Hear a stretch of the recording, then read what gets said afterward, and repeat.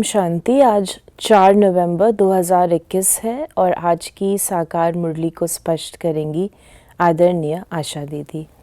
ओम शांति दीदी। ओम शांति। बाबा ने कहा, मीठे बच्चे, संग दोष बहुत नुकसान करता है, इसलिए संग दोष से अपनी बहुत बहुत संभाल करते रहो, ये बहुत ख़राब है। ये बाबा हम बच्चों को जब पढ़ाई पढ़ाते हैं तो उसके साथ साथ कई हमें परहेज भी बताते हैं।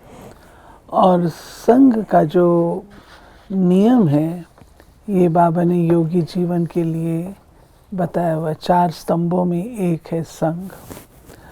तो बच्चा कितना ही अच्छा पढ़ने वाला हो, लेकिन अगर उसके अंदर ये एक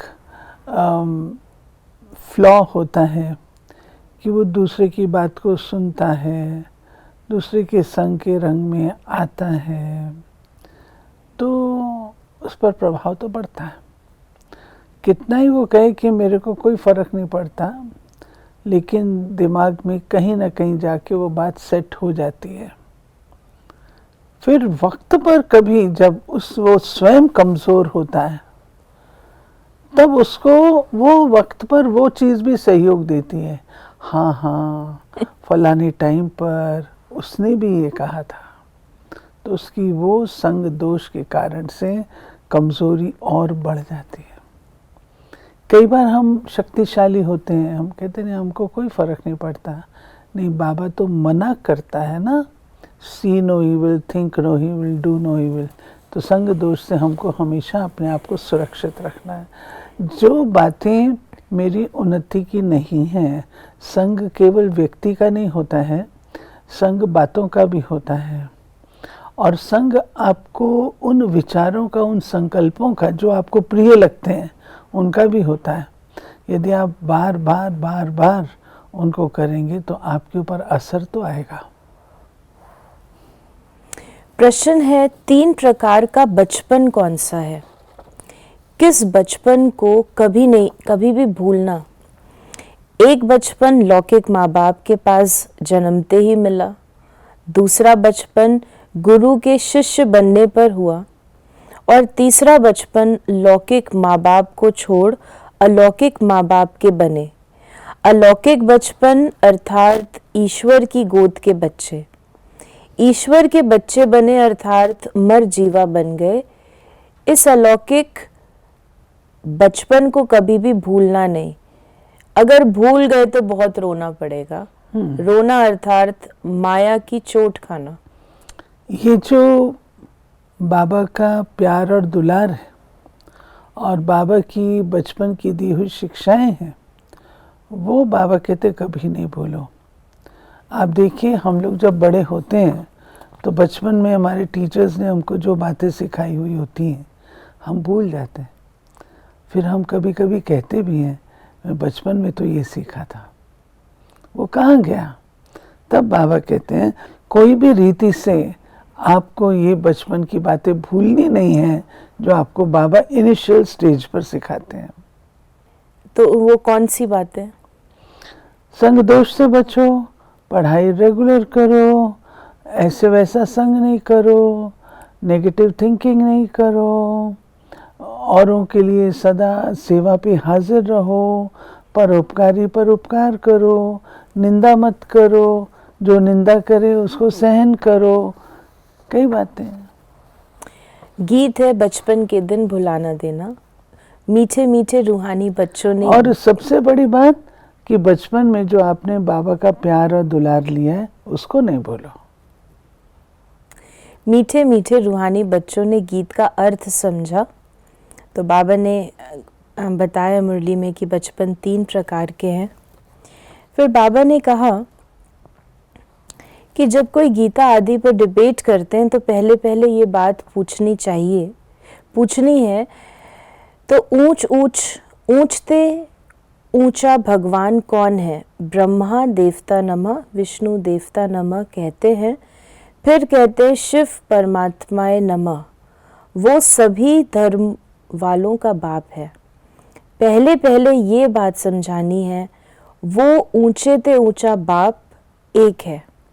ब्रह्मा विष्णु को कोई गॉड फादर नहीं कहेंगे। फिर बाबा ने कहा कि पहले ये पक्का कराओ कि गॉड फादर एक है, वो निराकार है, जिसको क्रिएटर भी कहते हैं, पतित पावन भी कहते हैं।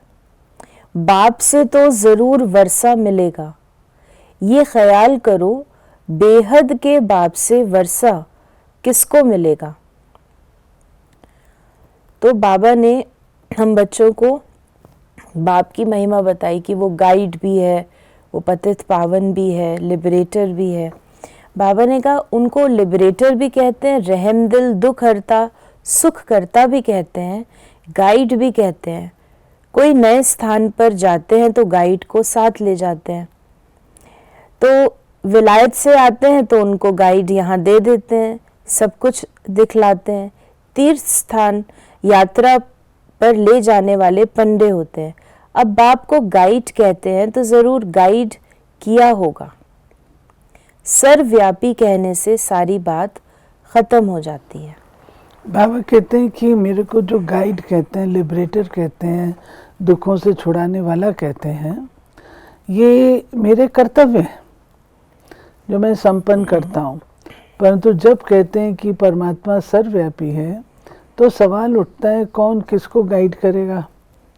परमात्मा तो सब जगह है, तो परमात्मा परमात्मा को गाइड करेगा। परमात्मा तो कभी दुखी होता नहीं है, तो क्या उनको दुख से लिबरेट कैसे करेगा। तो परमात्मा अलग है और सर्वव्यापी की बात अलग है। बाबा कहते हैं मैं सर्वव्यापी हूँ ही नहीं, ये ऐसा कहने से मेरे कर्तव्य को भी जो है वो बच्चे भूल गए। बाबा ने कहा कि यह पुरानी दुनिया आयरन एज, सत्य को कहा जाता है गोल्डन एज। जो देवताओं के पुजारी हैं वो सहज सब कुछ समझ जाएंगे। जो पूज्य हैं वही पुजारी बनते हैं। तो पहले बाबा का परिचय देना है, हम उनके बच्चे हैं, ये भूलो नहीं।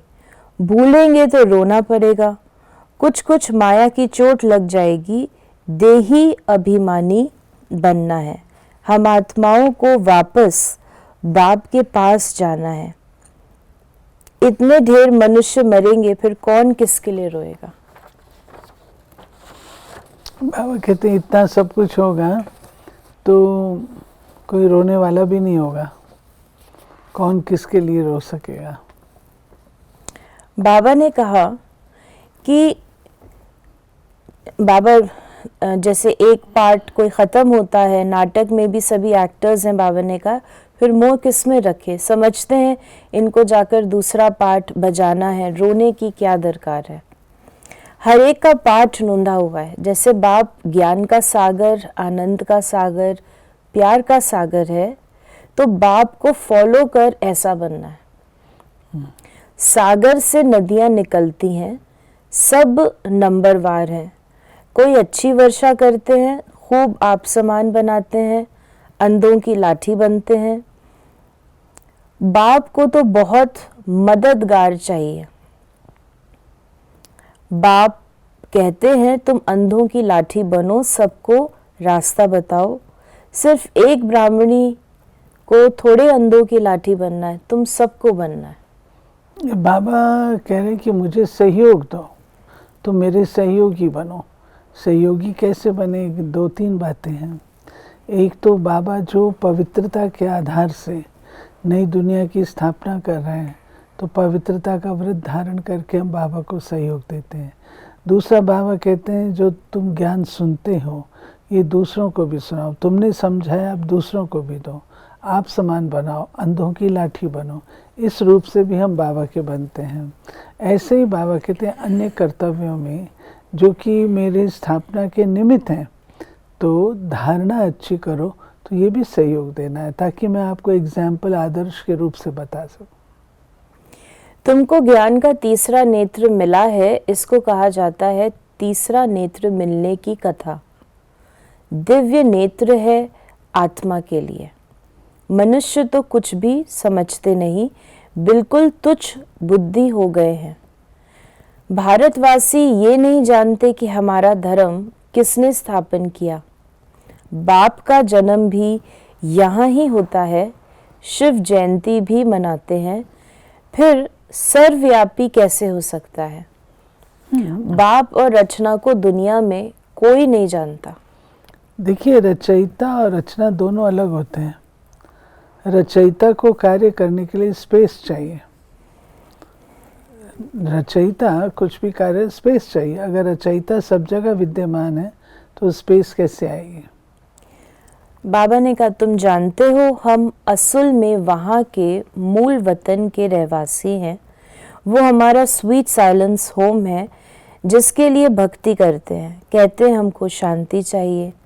आत्मा को ऑर्गन्स मिले हैं पार्ट बजाने के लिए, फिर शांति में कैसे रहेंगे? शांति के लिए ही हठ योग सीखते हैं, गुफाओं में जाते हैं। एक मास कोई गुफा में बैठा तो क्या उनके लिए वो शांति धाम है? तुम जानते हो, अब हम शांति धाम में जाकर फिर सुख धाम में आएंगे पाठ बजाने। बाबा कहते हैं शांति धाम चीज ही न्यारी है। शांति धाम में बिल्कुल साइलेंस है, डेड साइलेंस है। शांति धाम में आवाज़ है ही नहीं और निराकारी स्थिति है। यहाँ पे अगर कोई जाकर के जंगल में बैठ जाए, गुफा में बैठ जाए, तो वो पूर्ण रूप से शांति। संकल्प तो चलते हैं ना, वहाँ पर संकल्पों की भी शांति है। बाबा ने कहा, ब्राह्मण, देवता, क्षत्रिय, वैश्य, शूद्र तुम ही बनते हो। तुम कहते हो शिव भगवानुवाच, वो कहते हैं कृष्ण भगवानुवाच। फर्क लंबा है। वो पूरे 84 जन्म लेते हैं। उनके साथ सारी सूर्यवंशी संप्रदाय पुनर्जन्म लेते लेते अब फिर अंत में राज्य भाग्य ले रहे हैं। तुम बच्चे जो समझते हो उनको ही मज़ा आता है, नए को मज़ा नहीं आएगा।